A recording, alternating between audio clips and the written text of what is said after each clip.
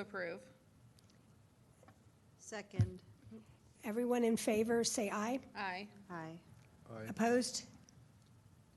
Okay, the minutes have been approved. Okay, is there any public comment at this time? Doesn't matter, whatever you prefer. Okay. All right, so next order of business, announcements.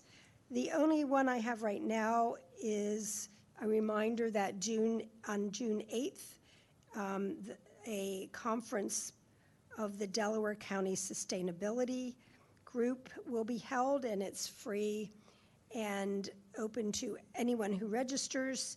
As far as I know, Melissa will be attending part of it. And Dan, are you still planning on attending? Great.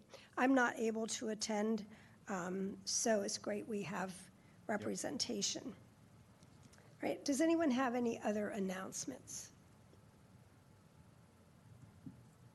Okay, so we'll move on. Our next order of business is an update on the presentation of the environmental survey by Donnell. Thanks, Margie. I went to the BOC meeting on Monday and gave the presentation, thankfully early in the agenda.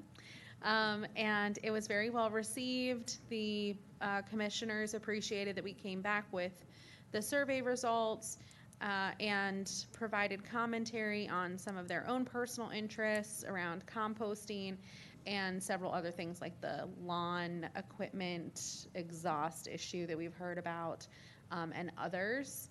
And if you want to see the presentation that I presented, it is in the back of the meeting minutes packet, and it was exactly what we went over, just in a little bit of a different format. We do need to follow up with the folks that asked us to, so we should craft a response around that and do so. That's our big follow-up from that. Okay, thank you. Yep. Thank you, Donnell. Does anyone have any comments or questions about that? Yeah, for the environmental survey for the high school students, there's been quite a few delays for that. The survey has been finished and approved by the principal, Ms. Kevgas, for about a month now. But the school board still has to approve it because apparently it's an outside source, the REAC. And they said they had to have a curriculum meeting before the school board meeting to see if they could talk about it in the meeting and bring it up. And they said because the committee meeting has passed, the earliest it can be approved is June 20th, which is after everyone in the school gets out. So I'm currently trying to talk to Ms. Kevgas, seeing if, since it is a Radnor Township survey, just not directly from the school board, if it can be approved a little bit earlier. There's about 9 questions. None of them are inappropriate in any matter. But there's been quite a few frustrating delays on that part. So I'm hoping we'll be able to get student input on what they want to see from their community and their high school specifically. It's been a very long, arduous process, but I'll keep you guys updated on that front. Yeah. Jerry, do you think maybe if that doesn't happen earlier, that it'd be better to kind of pass it along to who's ever here next year? Ray's apparently interviewing people. Yeah, they said they could absolutely run it next year. I guess we'd be missing out on the current senior class, in their opinion. And there's a lot of people heading like environmental clubs there whose input I'd find really valuable. I really don't see why they can't either individually approve it or meet not in a very formal meeting and look it over and approve it just to send to the school. And if it's got the principal's approval, I'm not entirely sure what the hiccups are. But it's a very, what's the word, like rigorous process, and they say that they have to follow these steps every single time. So it probably will be uploaded next year, but I guess it's okay. Anyone else? Okay, thanks, Jerry, for that. And just a little update on the yard program. I think everyone that distributed a flag sent their pictures in, which we'll forward to the website to add to our pictures. And I think I did I sent, did you get them, Melissa, the pictures? I received some of them. I don't know if everybody sent me pictures, but if you have pictures, please send them along with the address. All right. And we haven't had any requests recently within the past couple weeks, so I asked Melissa if we could have another blurb in the newsletter about it too. I think we need to do this a bunch of times to remind people. There are actually 2 places I want to go and ask them if they want a flag. So if anybody knows of anyone, just ask them if they're interested. And yeah, so that's all I have on that. Is it possible, I guess we should have asked for permission to share the photos, but is it possible to create another Facebook post with a actual photo of the flag in someone's yard? We don't even have to say whose it is or have any identifying information, but another social media post showing what the flag is, I think would be great, because when you hear yard sign, I thought it was gonna be a plastic tree service realtor sign, but they're really beautiful, and I think Yeah. people, if they see them, might be more encouraged to I think we call them want yard one. flags, Yeah, didn't we? Yeah, yard but still, I don't flags. know if people knew they were gonna be they're really Yeah. nice looking, so Yeah. it would be great to give the community an example of what it is and remind them again about it. Okay. Sure. Great. I can work with our public information officer Thank you. on getting that out.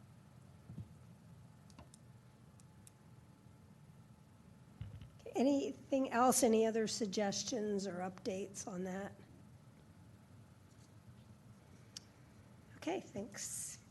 So moving right along, updates from the Green Team. Dan? 2 items that have been ongoing. The roadmap for the public to take advantage of the financial incentives under the Inflation Reduction Act for energy conservation and renewable energy is in the process of being posted on the Township website.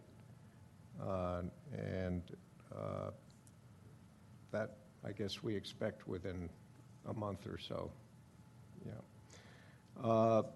The second thing was I was very gratified to see the RFP for a comprehensive energy audit of municipal buildings has been finalized and posted on PennBid, and there is a pre-proposal meeting next Tuesday that I'll attend to hear the bidders' questions and proposals for the RFP. Oh, also, I was very gratified to see the RFP had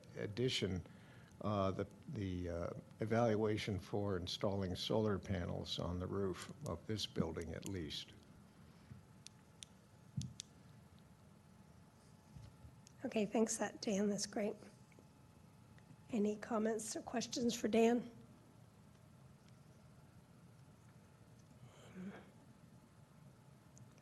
Okay. Other updates and reports. Eugenia, you had mentioned to me about seminars about different topics. Did you want to talk about that? Sure, just real quickly, one of the people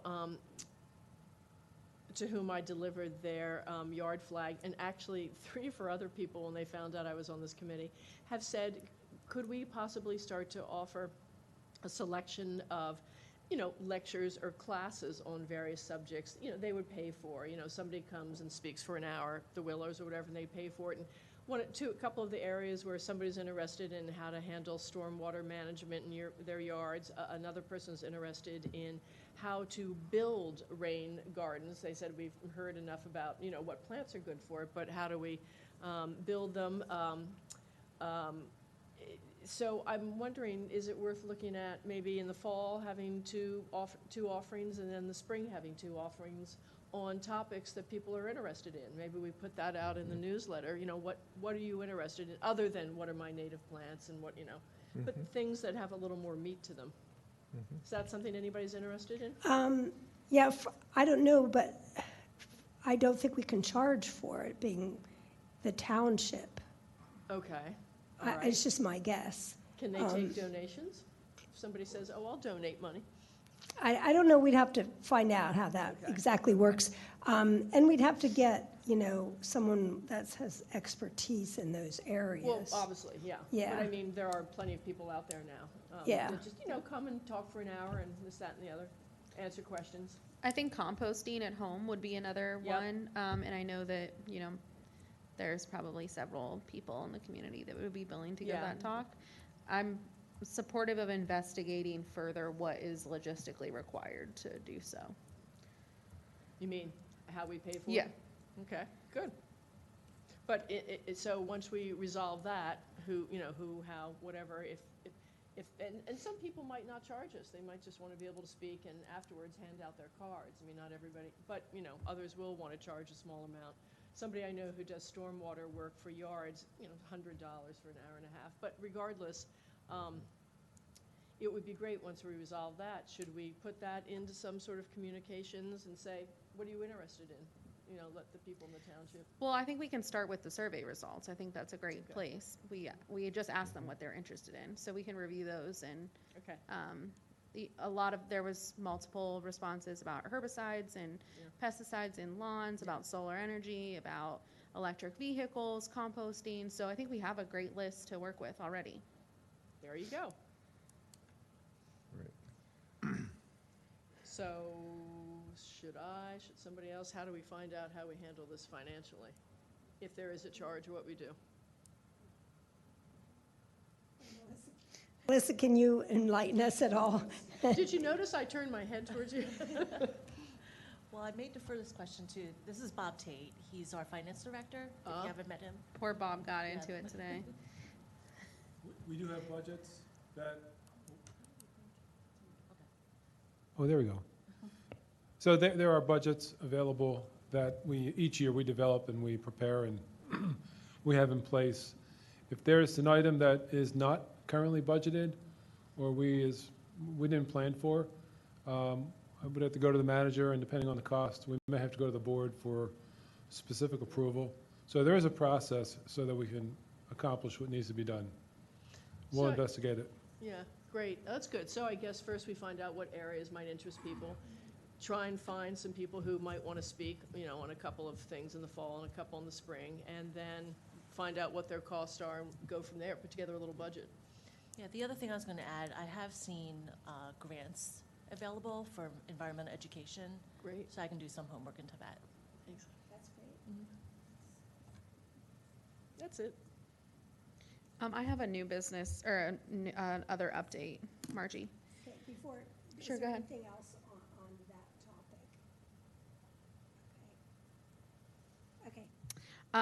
At the last meeting, I mentioned that I would do a small write-up about solar, given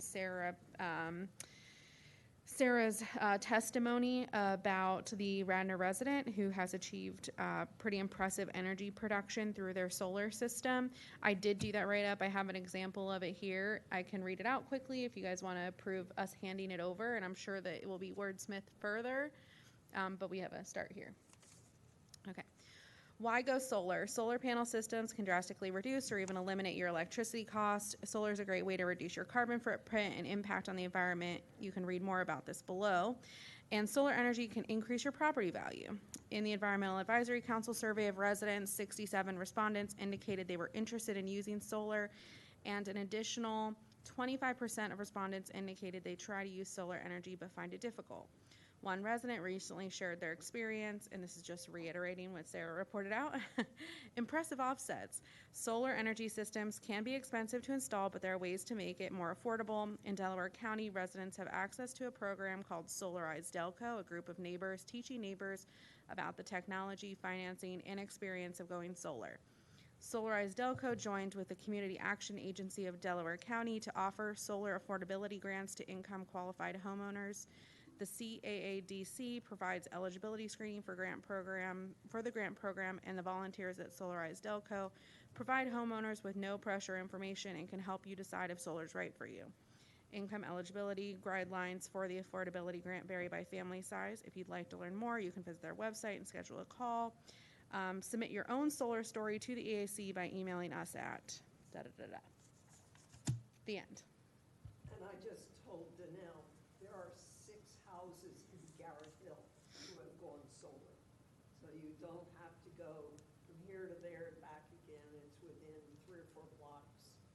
So that you actually could give a course, someone from Solarized Delco could do it, and then you could have a tour and talk to the people or someone who has solar. And it is impressive. My bill for May, June, July, August, September, and October in 2022 was never more than $4.75. So if everyone's okay with that, I'll pass this along to Melissa, and we can see whether it can be added into the newsletter or onto the website. I approve. Everyone? Second. Okay. Thank you. All in favor? Say aye. Aye. Opposed? I guess that didn't, okay. It didn't really need a formal vote, but anyway, we approved it. Okay, thanks, Donnell. Of course. Any other updates and reports? I just have a quick update. We had discussed several meetings ago, reaching out to the township to ask what pesticides or herbicides are used throughout the township. I had emailed all of you guys the response, but I wanted to just put it officially on the record in case any member of the public is interested. I heard back from Ricky Foster, who sent me the name Avenger Products, and it's called Avenger Liquid Herbicide Concentrate, or Avenger Weed Killer Concentrate. And apparently that is the only thing, according to him, that the township applies. And I did have him send me the MSDS sheet, which stands for Material Safety Data Sheet, which provides information about potential risks through various exposure pathways. So that, members of the public can find that online, but if anyone in particular wants to have a copy, I can, make it available. We can link to it in the minutes, maybe. It appears from my, non-scientific, scientifically trained mind that it is, there are certainly some potential risks to aquatic species and other non-human species. The risks to humans seem to be much lower, but it's certainly worth having a conversation if anyone in the township is concerned if this is applied very closely to streams or anywhere where there might be sensitive species. So I just wanted to.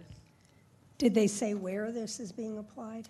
I didn't ask, but I could. But I know that if you see, according to them, this is the only thing that has been applied. So anywhere you see, if you know that they're applying it, this would be what they're applying. But I didn't ask, but I could see if maybe they have a map of where they are applying these. Yeah, because it would be township. concerning if it's like on parks and playgrounds and things. Yeah.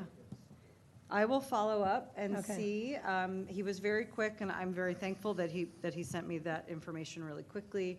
And so I'll follow up and see if we can get a map or some other information about where this has been applied or where it's scheduled to be applied. I guess related to that is how biodegradable is the herbicide? I don't have that information, but that's another good question. I don't think that was in the sheet. I'm reading the description right now. Would you like to know? Yeah. Oh, do you have that information? Fast-acting, visible results in less than 2 hours, highly biodegradable, dissipates quickly. It's non-toxic, can be used in areas near to people, pets, and wildlife. It is basically acetic acid and citric acid. So So it's, concentrated vinegar, in other words. yes, Yeah. yes, With some lemon juice. with a little lemon juice. We could get them to put some peppermint in it, then it would smell better. We could drink it. Thank you. Thanks, Sarah. Thank you. Yeah, so, and the toxicological information is all in the sheet here. It's, there are some warnings, but I agree. I think it's certainly a safer option than Well, what they could be using. if you get concentrated vinegar on you, which is concentrated acetic acid, it does burn the skin, but it's not, once it, gets Sarah said, dissipated, and once it rains and everything, it gets, diluted out. I use that on my stuff, the vinegar, and some things succumb and some don't. Yeah. Okay, thank you. Any other updates, reports? Okay, thanks. And then under old business, new business, does anyone have old business? New business, we are inviting Bob Tate, the finance director, to speak. Thank you. I appreciate your time, and thanks for indulging me tonight. I'm actually here to ask for your help, assistance in any way, shape, or form that you might be able to provide. And I thought of the EAC first because what we're working on has to do with our move towards clean energy under the plan adopted by the board. And we have milestones to reach by 2035 and again by 2050. So we are in the infancy of researching and exploring. As was mentioned about the RFP, we hope to be getting quotes on moving towards solar, LED lighting in this building, upgraded HVAC, possibly solar on our public works building. With the grant that we were awarded earlier this year through Melissa's efforts last year, the township has another $400,000 available to install the charging stations. So a lot of exciting things going on, and we can move probably pretty quickly, but we want to make sure we do our due diligence. And here's what the help I'm looking for. We've been looking at vehicles. Electric vehicles are certainly more costly, number one. And in a municipal setting, some or most of those vehicles have to be upfitted for the particular use, whether it's the police department, public works. And we're just learning. We don't have enough data on what capabilities an electric vehicle, can it do everything that our current fleet does at this time? Can the batteries support all of the needs of a police vehicle, such as the onboard computers and the lights, the sirens, and everything else that goes into those vehicles? With public works, again, we don't know. We know there are electric trash trucks that are in use, but there's not enough history and not enough data that when we're just beginning to explore, what's the long term? Where are we going to be in 10 years if we start converting now? We know intuitively that we're producing less emissions. We know that the maintenance on the vehicles so far is that it's minimal. It's replace the tires, replace the brakes. But we've also learned, and this is why we're starting to do a little more of a deeper dive, that if any of the other components in a vehicle break down, there's highly specialized training and specialized tools that are needed to fix that vehicle, which we don't have in place and we'd have to outsource. It's not a barrier, it's just a challenge that we want to make sure we're prepared to overcome as we go down this road.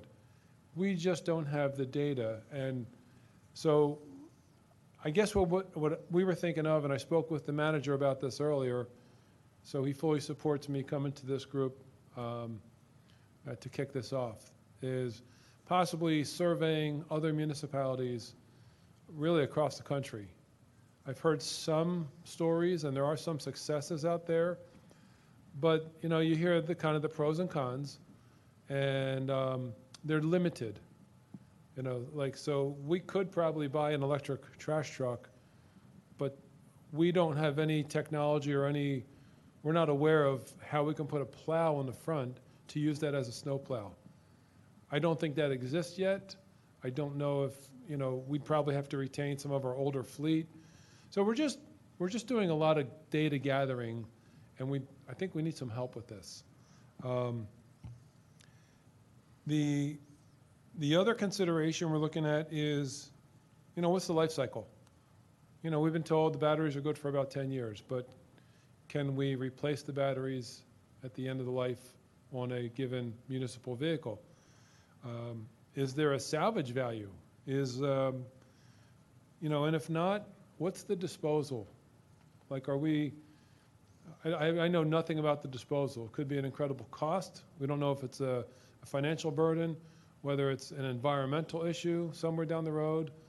These are all new things that we just want to learn about so that we can move ahead in this direction and be successful in our efforts. And the last thing that we started, as we were having this conversation, we really were brainstorming. We know that electric batteries come from a variety of raw materials, such as lithium, manganese, cobalt, graphite, steel, and nickel. Unlike coal and petroleum, which has been plentiful for years in many countries all around the world, we don't know exactly the availability of these particular elements. I know they're widely available in foreign countries. We don't know what can be produced here as of yet. So long term, what are we getting into? I know probably a lot of these questions we just may not be able to answer, but I want to let you know that we're thinking about them. We want to proceed cautiously down this path. I'm excited about the solar. I'm excited about the charging stations and starting off with a few vehicles that we know are more low impact. And I think it's a great effort in reducing the carbon footprint. We're just trying to look ahead. I very much appreciate your being cautious about going forward with this whole innovative technology, because the whole world is riding the crest of this whole idea of electric vehicles. So the questions you ask may not be easily answered and with much confidence, because we're all figuring this out.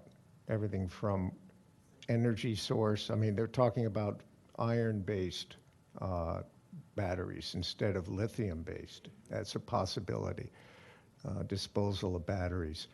And yes, and the power that is generated by a gasoline-powered snowplow is going to have to be matched by a battery. And that is a question that in the size of that truck, can the battery exist? So I would be very happy to galvanize my energy team, my green team, to help with this search. We have touched base with some consultants. We may have to ask for some funding if we were to go that route, to have a consultant help you out with this, because that would have to be done. An internet search will not be sufficient, because the information is so new, and we need somebody on the cutting edge who can answer these questions as best they can at this time. I appreciate that, and Okay. I'm sure the requests for funding will be considered and given its due, evaluation and consideration, because and again, I say cautious. I don't want to sound like we're hesitant in any way. We just want to proceed with our eyes wide open. Right. And know that what we're doing today is beneficial in the long run, no harm to the environment in the long run, and it's affordable, Yes. cost-effective, affordable, and the return on investment is well worth it in many ways, not just financial. Yep. So thank you. Thank Yeah, you. I just have a couple comments. Yeah, I agree. We need an expert. We need to have an expert on this, because I don't think anybody here has that expertise. But as far as, no harm to the environment, there's virtually nothing human beings do that has no harm to the environment. So when it was interesting, because when I gave a presentation to the Hilltop Prep School, and the subject of electric vehicles came up, the students were well aware of, some of lithium and some of the others, as far as procuring them and then at the end, disposing. And they actually asked me about that, and I said, you've got to sort of go for the lesser of the evils, because really, if we're looking for something that has no harm, that's probably not going to happen, unless we just all go back to our little plot of land and live off of that. Yeah, so I just wanted to make that comment as well. But yeah, we need an expert. I mean, I'm happy. I'm happy to. I have access to all the scholarly journals to look some stuff up in those, which is a better source than the internet, to see what I can find, in the scholarly journals. That would be great. I appreciate that. Interject that in southeast Pennsylvania, Montgomery County and Chester County are doing a bang-up job in gathering practical information, and they're ready resources. And I know, because it's collective, that there are experts in each of the areas that you're asking questions about. So you don't necessarily have to go to the West Coast. It is here in the Delaware Valley and can be reached to Bill Sabey and who's the guy in Chester County, and DVRPC. They're working extensively on it. So, and as Dan said, this is all so new that you can't speak with total authority 100%, because we're all Right. working our way the best way we can. Yep, and I agree. There's tons of information about the upside, reduced emissions, and, there's a lot. And I'm not looking for downside, I'm just looking for, facts. I want to get as much of the factual information available Yeah. so that we're prepared. It was interesting when I learned about the public works and the trucks and how they're not ready to do snow plowing. So that was, okay, that's one small hurdle. But then to maintain them and the specialized equipment and training that Yeah. our staff, we have 3 mechanics. So we just want to be prepared and as best possible with as much information that's out there currently and understanding, the effects of this. In our budgets, each year, we put out a 5-year forecast. It's not always displayed on the screen and reported on, but we develop those. We develop, long range. So I know if we buy a police car today, I know exactly what's involved, what goes into it, the life cycle, and when we're going to replace it. I don't have that for these electric vehicles. It's just, there's a lot of unknowns. And that's just the financial side. So we just want to get as much information as we can and proceed, with our eyes wide open. So I appreciate it. Thank you very much for your comments and time. Okay, thank you, Bob. And does anyone have any further comments on that? Okay, public comment, please.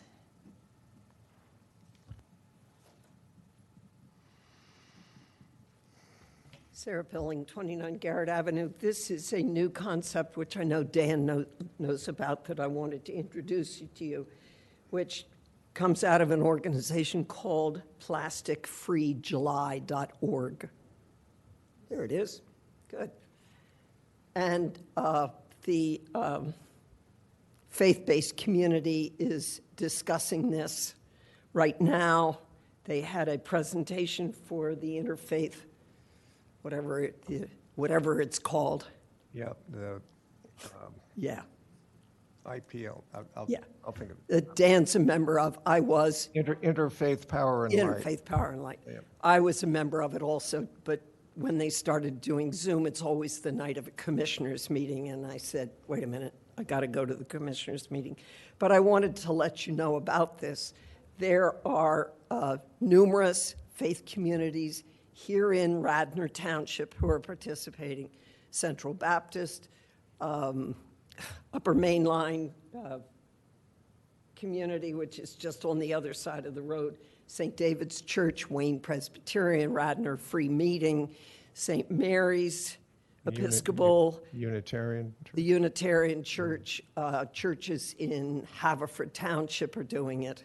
So it's something to look into. I don't know whether it's really going to take off this year or not. So it's why not give up a single-use plastic for July of this year? Now, whether they're actually going to pull it off or not. But it's something that they're working on, and this is a PowerPoint that I can send to somebody who wants it. A plastic-free July, or the world is on fire, and you want me to do what? Those are some of the responses. And some of the responses are denial. We can't do anything about this. Fear, frustration, and apathy, which unfortunately is the biggest issue, doesn't really matter to me. Plastic doesn't mean anything, but it's just another way to begin to address this issue. And they'd like to address it regionally, build an effort. May is over. Radnor only has one meeting in June and one in July, so it doesn't look to be totally realistic, but I wanted to let you know, apparently Trader Joe's is very much in the hot seat for wrapping everything in plastic. I don't go to Trader Joe's because I'm not going to struggle to park in Ardmore, so I'm just a giant person because it has a big parking lot, and Mom's. But I wanted to let you know what that was. So I'm going to do it personally. So this is a little bit of show and tell. This is one of the ways I no longer use saran wrap. I have a bunch of these little hats, and it covers everything. Or I have these, which I bought, which are neoprene, which are fabulous. They come in multiple sizes. So leftovers or storing something, whatever, I can throw that on, and then I can throw it in the dishwasher. And then because I got curious one summer, and I used to be a quilter, but now my hands don't work so well, I just took fabric and bought wax and melted it and painted these covers in a variety of sizes and shapes. So I don't ever use plastic wrap anymore. I haven't bought any in years. So there are little things like each of us could do that would begin to demonstrate how we can live without single-use plastics. I do shop at Giant. I see that just absolutely no question. Of course, I'll take a brown paper bag. I can't believe the number of people who just say, oh, I can't be bothered to bring my own bag, so give me a paper bag, which is just fine. However you accomplishment, there's no penalty, and people seem to be accepting it. I've heard no grief, and I usually ask the checkout clerk, how are people handling it? And they say, oh, they just asked for a paper bag, so whatever. But I wanted to let you know about this plastic-free July. Because I think the effort for it is building, and it may not work in 2023, but it might be something to begin to work in 2024. But if you don't know about it, you don't know how to begin to get on the bandwagon. So it's just as simple as that. Thank you. Thanks, Sarah. Yeah, we actually had discussed this last month, I think, or the month before, and wondered whether, there's something we could do, but it seems like it is among faith groups, and I'm not sure we can really, yeah. I don't think it's like a national, like, a plastic-free July is not their idea. I'll just be clear about that. This is like every year for the past however many years, it's a huge environmental movement about plastic-free July. So it really has nothing to do with religion at all. Yeah. Okay. They've just adopted it, and I appreciate that they're coming together to support it and encourage their congregations to practice that month. But I think that we could maybe use one of our little environmental tip opportunities. There's already been a couple tips on it. But we can specifically say plastic-free July in July. Yeah, That was every going to be my month, suggestion every as time. well. Yeah. Because we don't need board approval for those, right? We just, those are For the just like tips, no, I just suggestions. So I we just could write them up. Yeah. just encourage everyone to celebrate Plastic Yeah. Free July with the Radnor EAC, and maybe mention a few of the tips that Sarah mentioned or others that we have to encourage reduction of plastics. Yeah.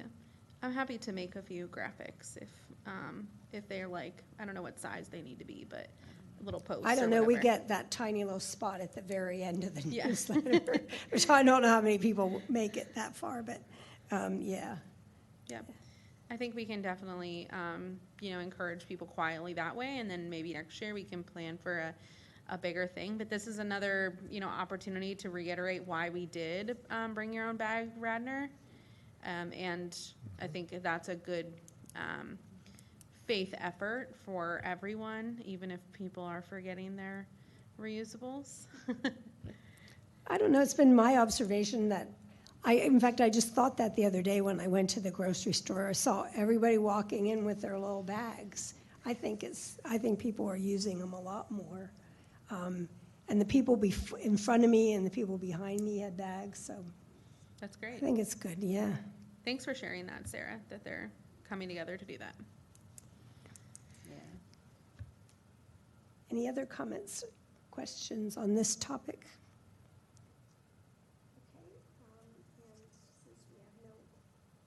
Since we have no further public, I will adjourn the meeting. Thank you, everyone. Thank you.